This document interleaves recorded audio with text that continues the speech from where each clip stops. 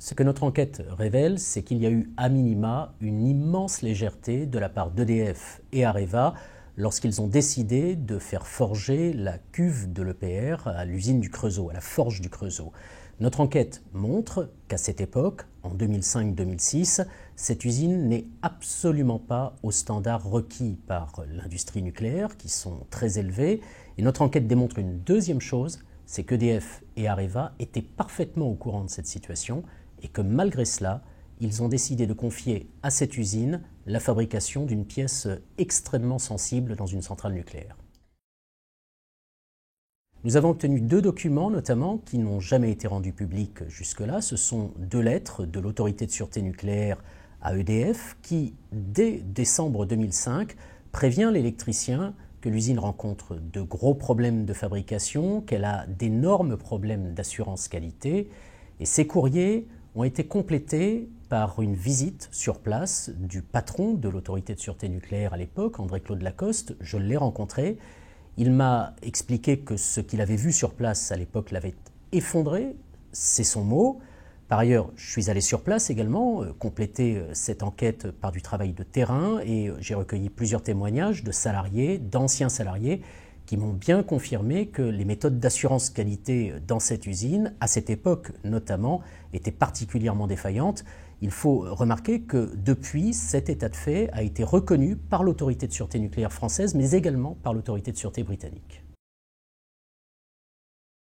Cette légèreté, a priori absolument incroyable, de la part d'EDF et Areva, a aujourd'hui 2 types de conséquences. La première en termes de sûreté, la deuxième en termes financiers. En termes de sûreté, toute la question est de savoir aujourd'hui si cette cuve qui a été installée sur le chantier de l'EPR, dont les tests viennent de débuter, est conforme aux spécifications de l'industrie nucléaire. Il y a un risque pour que cette cuve ne résiste pas à un changement brutal de température.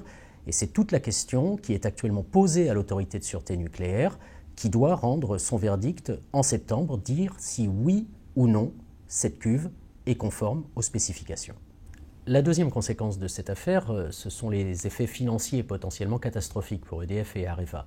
Si l'autorité de sûreté nucléaire retoque la cuve, déjà, d'une manière immédiate, cela signifie que le chantier de l'EPR de Flamanville va encore prendre des années de retard, ce qui va coûter des centaines de millions, voire des milliards d'euros. Mais cela affectera aussi le chantier actuellement en cours en Chine de construction de 2 EPR, parce que les Chinois vont forcément commencer à se poser des questions sur la qualité du matériel qui leur a été livré. Cela peut remettre en cause le projet de construction de 2 EPR en Grande-Bretagne, à Hinkley Point, parce que le gouvernement britannique a clairement dit qu'il n'accordera sa garantie financière à ce projet que si l'EPR de Flamanville fonctionne normalement. Et puis, cela pourrait également remettre en cause le sauvetage d'Areva par l'État et le rachat d'une partie des activités d'Areva par EDF, puisque la Commission européenne, là aussi, a soumissionné ce projet à la validation de la cuve de Flamanville. Bref, on le voit, la décision que l'ASN va rendre en septembre est une décision qui pèse entre 10 et 40 milliards d'euros.